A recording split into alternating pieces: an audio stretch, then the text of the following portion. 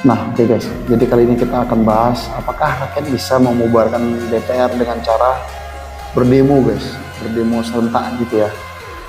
Jadi jawabannya tidak bisa guys. Jadi DPR ini guys, memang satu-satunya lembaga yang sangat kebal hukum guys. Memang betul-betul kebal hukum di DPR ini guys. Nah, kenapa bisa begitu? Karena ya kalian tahu sendiri lah ya, DPR yang ciptakan undang-undang, bahkan ada pasalnya tahun 1945 itu bahwasannya presiden tidak dapat membubarkan DPR MPR. Nah, jadi memang lembaga ini memang satu-satunya lembaga yang betul-betul kebal hukum. Bahkan kemarin ada wakil ketua DPR ya, saya tidak sebut namanya, tapi dia mengatakan kalau seandainya DPR ini terlibat kasus gitu guys, kasus misalnya korupsi gitu kan, ada yang terlibat korupsi kan, jadi KPK-nya tidak boleh menangkap anggota DPR guys. Nah itu kan aneh gitu peraturannya kan. Jadi kalau misalnya ada KPK yang mau nangkap, itu harus izin dulu sama ketua partai pimpinan guys. Jadi ketumnya lah, ketua umum partainya gitu ya sih. Jadi kalau misalnya ada yang buat salah gini kan, adalah misalnya korupsi kan, nanti kalau misalnya terbukti bersalah kan, nanti orang itu nyerahkan itu, nah ini loh, ini yang bersalah. Nah itu kan aneh. Kalau faktanya itu kan teori, kalau faktanya kan orang kalau udah bersalah ketahuan ya udah pasti kabur kan. Nggak mungkin misalnya kita udah salah nih mau diserahkan ke KPK, nggak mungkin, karena KPK itu kan bergeraknya kan langsung deh, tiba-tiba deh guys kan gitu, tanpa ada persiapan kan gitu. Jadi gimana caranya untuk membubarkan DPR? Caranya ya seperti yang dilakukan Soekarno dulu guys, di zaman dulu, di zamannya Gus Dur, dengan cara mengeluarkan, presiden itu mengeluarkan dekret pembubaran DPR MPR. Tapi itu tidak mudah guys, itu harus didukung penuh di semua instansi guys, di instansi pemerintahan seperti TNI, Polri, udah gitu harus didukung juga masyarakat. Kalau misalnya nggak ada dukungan dari yang saya sebutkan tadi, ya kemungkinan ya presiden itu sendiri yang akan jatuh atau dilengsarkan, karena DPR atau MPR ini, DPR dan MPR bisa gitu melengsarkan presiden guys dengan cara rapat MPR. Jadi jangan lagi kalian bilang bubarkan DPR, itu tidak bisa guys ya, karena udah ada undang-undangnya. Saya di sini tidak membela siapa-siapa guys ya, karena saya juga rakyat biasa, saya sipil. Apakah dengan bubarnya DPR Indonesia akan menjadi bagus gitu, maksudnya hidupnya jadi lebih sejahtera gitu, masyarakatnya sejahtera gitu? Apakah bisa seperti itu? Jawabannya tidak guys. Jadi kalau seandainya ya DPR ini betul-betul terjadi lah, misalnya ini demonya udah parah lah, udah semana-mana lah, brutal kan gitu kan, memang permintaan rakyat ini harus dipenuhi kan gitu, dikeluarkan lah misalnya dekretnya pembubaran DPR sama Prabowo dibubarkan kan gitu, didukung semua instansi kan gitu. Udah jadi negara ini guys, dia akan berpotensi menjadi negara otoriter guys. Jadi dia jadi tidak stabil gitu guys ya, nggak ada yang mengontrol gitu, nggak ada yang mengontrol, nggak ada kontrol di bar HP nih guys, nggak ada antivirusnya, nggak ada kontrol keamanannya. Jadi kalau misalnya ada virus nyerang, langsung masuk gitu kan, gitu ada yang nyerang, langsung tembus.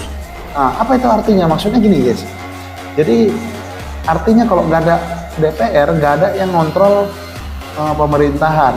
DPR ini fungsinya guys bukan menyampaikan aspirasi rakyat, apa yang kita bicarakan itu yang harus didengar, itu teori. Tapi faktanya DPR itu fungsi yang sebenarnya adalah itu mengawasin pemerintah guys, kebijakan pemerintah, apa yang dilakukannya. Nah jadi kalau misalnya gini, tidak ada DPR nih, saya kasih contoh sederhana ya kan biar kalian paham lah ya. Misalnya tidak ada DPR, jadi pemerintah ini jadi sewenang-wenang lah, jadi negara otoriter. Jadi misalnya dibuat undang-undang baru misalnya, ya kan, itu tanpa diketahui publik pun nggak apa-apa. Misalnya korupsi langsung ditembak mati kan gitu, bisa kayak gitu guys. Langsung jadi presiden itu bisa dalam waktu singkat membuat undang-undang tanpa rapat gini-gini atau sampai berbulan-bulan rapatnya, nggak perlu guys. Bisa dalam saat itu juga bisa membuat undang-undang. Misal contoh, rakyat Indonesia ini disuruh kerja paksa tanpa digaji, bisa seperti itu. Jadi kalau udah seperti itu terjadi, gimana kita mau ngadunya kan gitu, gimana kita mau melengsarkannya lagi kan, nggak bisa guys. Kalau misalnya kita demo, apa yang kita lakukan kayak kemarin, demo pembubaran DPR, demo untuk pembubaran presiden, kok nggak bisa. Tentunya presiden ini akan dilindungi semua instansi guys. Nah, di pemerintahan ini semua akan melindungi, nggak, baik itu TNI, Polri, bahkan Satpol PP juga ikut-ikutan gitu loh. Nah, jadi melindungi.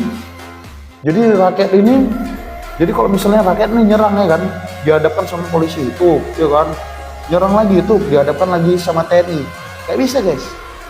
Kalau rakyat misalnya anarkis, presiden bisa misalnya buat undang-undang langsung, HAM dihapuskan misalnya kan gitu.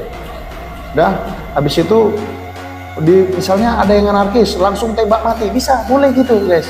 Itulah namanya negara otoriter.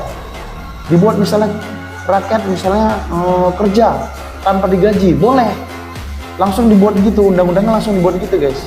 Jadi kita tidak ada pengawas lagi, itulah tadi, nggak ada keamanan di bahan HP itu, nggak ada antivirus, nggak ada keamanan. Jadi gitu diserang terus hancur, rakyat hancur. Jadi negara makin hancur. Ya kalau misalnya presidennya bagus, jujur, kayak misalnya negara otoriter, ya banyak lah guys ya, seperti korup atau misalnya Rusia, atau misalnya yang tanpa DPR sama sekali, itu kayak Brunei kan gitu, itu negara kerajaan guys ya. Kalau misalnya rajanya tuh bagus kan gitu, kalau rajanya sewenang-wenang udah gitu peraturannya aneh-aneh, kita sendiri repot kan gitu. Kayak sama halnya kayak di Korut itu menterinya guys, kalau misalnya dia ngomong ya kan, ada yang misalnya ada yang ngantuk, ada yang tidur, ada yang nguap, itu saat itu juga guys langsung dihukum mati guys. Nah itu Korut, Korea Utara. Nah itu kan peraturan aneh itu. Jadi dia berhak dia menentukan sendiri guys, tanpa ada pengawasan. Nah seperti itulah yang dimaksud dengan negara otoriter guys. Dia bisa membuat undang-undang sendiri tanpa ada. Negara otoriter itu gini guys, artinya guys, dia tanpa ada peraturan, nggak ada kontrol sistem. Jadi yang mengontrol ini kan biasanya kan DPR yang mengawasin kan, ini dihapus ya kan. Peraturan ini kan biasanya kan yang buat kan DPR juga, nah ini dihapus. Jadi dua-duanya ini dihapus guys. Jadi sangat bahaya kali negara kalau tanpa DPR tuh bahaya guys. Bisa nanti hidup kita jadi lebih susah lagi kan gitu. Jadi di barat misalnya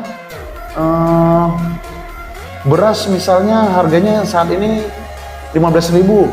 Kalau dibuat misalnya pemerintah misalnya buat beras harganya 50.000 1 kilo, bisa dibuat kayak gitu guys. Jadi di dalam negeri itu nanti dibeli semua kan gitu. Jadi stok beras itu habis lah kan gitu. Baru nanti diadakan lagi, tapi dengan syarat beras yang tadi yang dikeluarkan tadi harganya, kalau misalnya mau dikeluarkan itu 1 kilonya 50.000 kalau misalnya mau rakyat mau beli. Nah jadi kita mau ngaduin sama siapa nih? Ya nggak bisa lagi kan gitu, karena tidak ada kontrol tadi. Yang mengontrol keamanan tadi siapa? Yaitu tadi DPR tadi, kontrol keamanannya. Kontrol keamanan negara itulah namanya DPR guys. Dia mengawasin kebijakan guys. Nah, seperti itu ya. Jadi kayak misalnya yang lebih parahnya lagi, misalnya pemerintah minta pajak itu dinaikkan berkali-kali lipat. Misalnya kayak sekarang itu PPN itu misalnya 10% atau 11% gitu kan. Dibuat misalnya PPN itu jadi mau 300%, 400%. Bisa guys, bisa. Boleh seperti itu. Kenapa ya? Negara otoriter tidak punya peraturan. Kan gitu. Jadi suka-sukanya aja, mau buat kayak mana sukanya aja.